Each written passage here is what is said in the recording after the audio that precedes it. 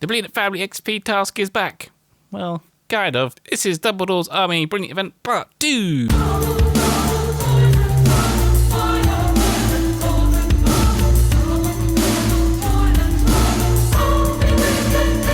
Welcome, magic people, to Zealman's Wizarding World, your Wizarding Night channel with a suburban twist. Yes, the Family XP task is kind of snuck its way back in, but it is a little different, and we'll go into that in a bit.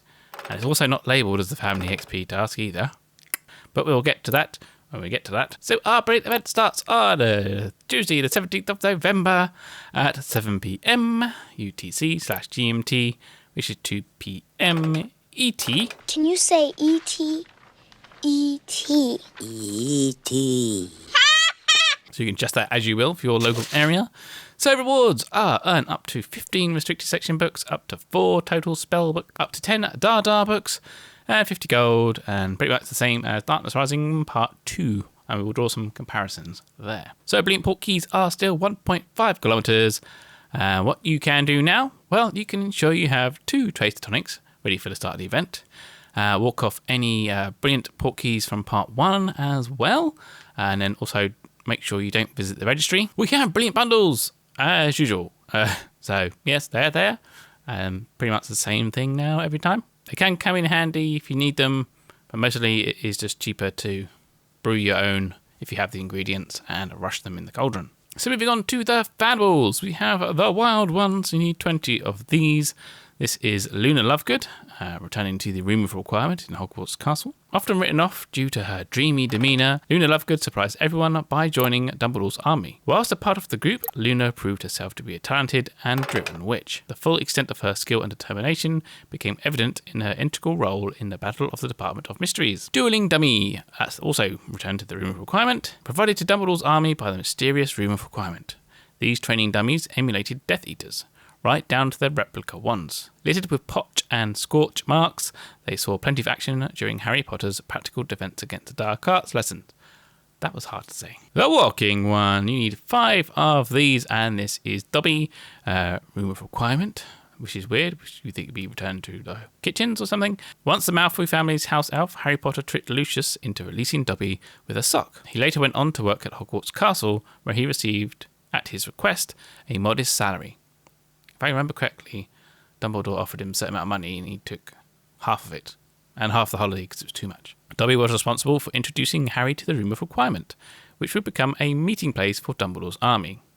Kind, energetic and friendly, Dobby was above all a free elf. I actually find it quite fascinating that despite it being owned by WB, they're actually following the book a lot more than the movies, which is quite cool. The task-based one, you need 1 of these, and basically you just get rewarded this one for completing tasks, and that is Dumbledore's Army coins. This particular set of coins actually belongs to Hermione Granger's desk at the Ministry of Magic. So those of us interested in conspiracy theories, wonder how they got hold of that one.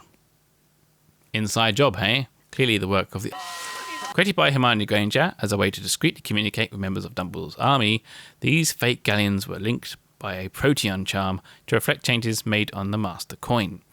These numerals engraved around the edge conveyed the time and date of the next Dumbledore's army meeting, and the coin would heat to indicate the change. It's kind of like a pager and it vibrates. Many members of Dumbledore's army are said to retain their coins to this day and carry them with pride. The fighting ones. Okay, you need 3 of these, and this is Luna's Hair Patronus. You get these from Fortress Challenges. Luna Lovegood learned to conjure her corporeal Patronus, her hair, during her 4th year at Hogwarts. This is often regarded as an exceptionally young age for someone to have mastered such a difficult charm. It is said that her accomplishment inspired many of her peers in Dumbledore's army to unlock their own Patronuses. Okay, that's interesting. So now to move on to the tasks.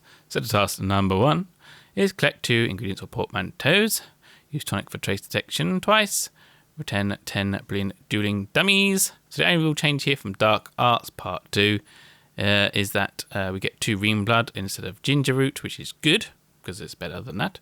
And yes, the Foundable's different, of course. So hopefully you have a few trace tonics from the Community Day Brewathon left, which is this weekend. So it's nice to see a bit of synergy between the events there. So they 2 kind of lead into each other quite nicely. We now, of course, have 4 wild Foundables spawning. So collecting the 10 dueling dummies is going to be a little bit more tedious than in Part 1. And remember, do not visit the Brilliant Registry page until you get to set up task 2. So if you are like picking up part 1 Foundables as well, and you hit that 20 out of 20, you're going to have to force quit your game just so you get your runestones for set up task 2 during set up task 2. Speaking of which, set up task 2, return 20 Foundables, use Master Notes 5 times, collect 6 Brilliant Dumbledore's Army runestones. So comparing to Dark Arts Part 2, we get 1 Dawdle Draft instead of Sneezenort, instead of Sneezewort, which is a bonus. We also get 1 less Armadillo Bile, but who brews which sharply potion anyway? Now, this is where it gets funny. So in Dark Arts Part 2, we needed 4 runestones. In Dumbledore's Army Part 1, it was 5, and now it is 6. So this essentially equates to 240 Brilliant Family XP. So it looks like the Family XP task has kind of snuck its way back in again. But the key difference is, if you don't visit the registry, you can actually start working on this Family XP / Brilliant Runestones from setup task 1. Or alternatively, if you have Brilliant Portkeys left over from part 1 and walk them off now, then you can start saving ahead of time. Using the 5 boss notes, yes, it can take you a wee while. You could use a gold cauldron if you wish, but personally, I just take a break at this point, and I really feel like I'm saying the same thing as I said last time. Oh, I am. I actually copied and pasted it. But yes, I will mainly be brewing basic stimulos for the bonus round. The good thing is, we actually get 5 potions out of the 10 as rewards this time.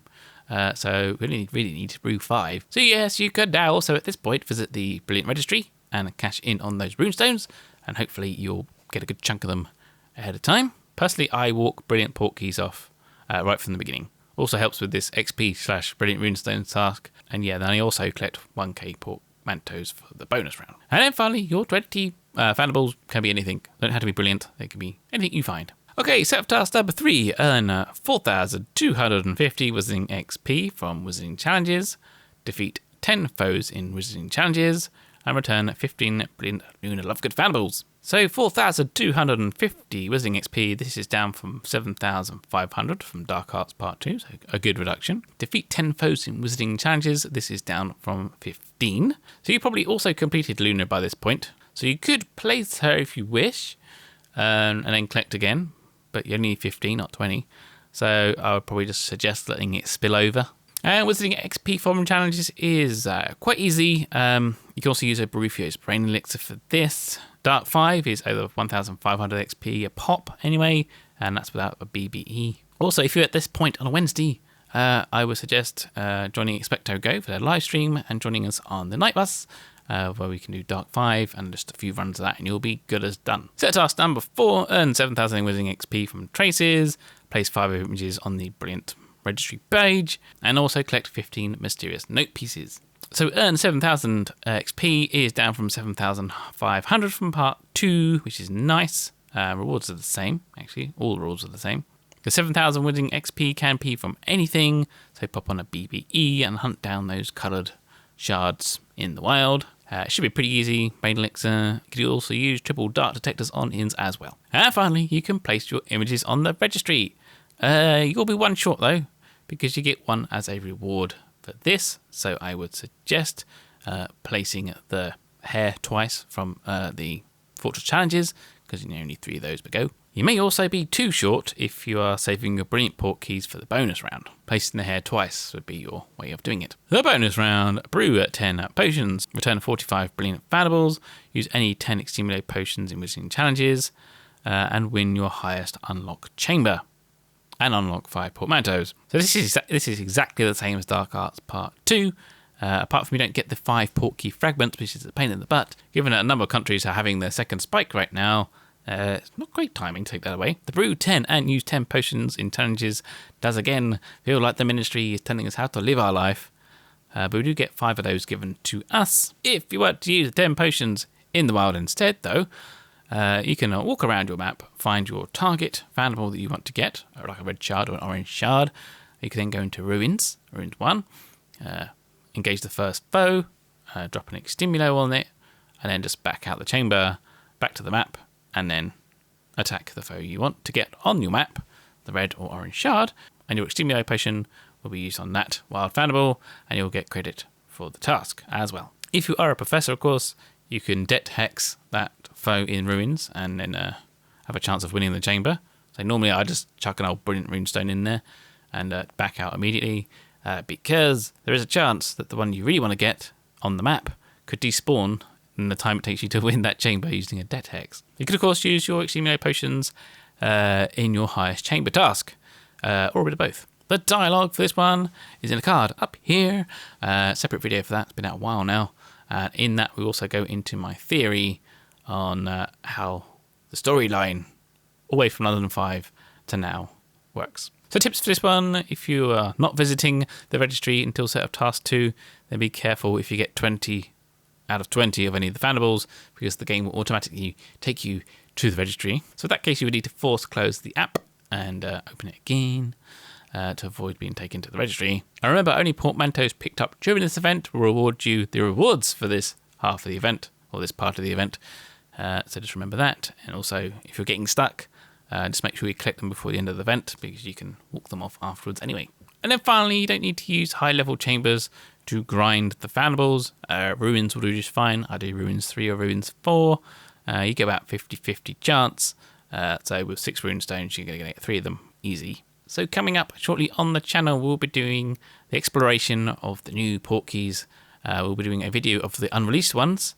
And we'll be using AutoCAD to fly around at will and get a decent look behind the scenes. We can do all sorts of things in that you can't actually do by actually using the portkeys themselves properly, because you're stuck in that little blue light. But with AutoCAD, we can fly in and out between the shelves. And then a subsequent video will be coming up with the portkeys that we already know, and we can do things like in Grimmauld Place, see if we can look behind that mysterious door, see what's in that room. So don't forget to like if you like, and subscribe, and also share with your friends if possible. That'd be very nice. And don't forget to follow me on Twitter at the Zealman, and on Instagram as well. Instagram for the AR pictures, and Twitter for, well, the AR pictures, and any latest news that crops up.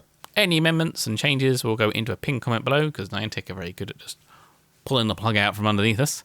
And that's about it. So it's time to brush up on your spells, get your ones ready, we'll see you tonight.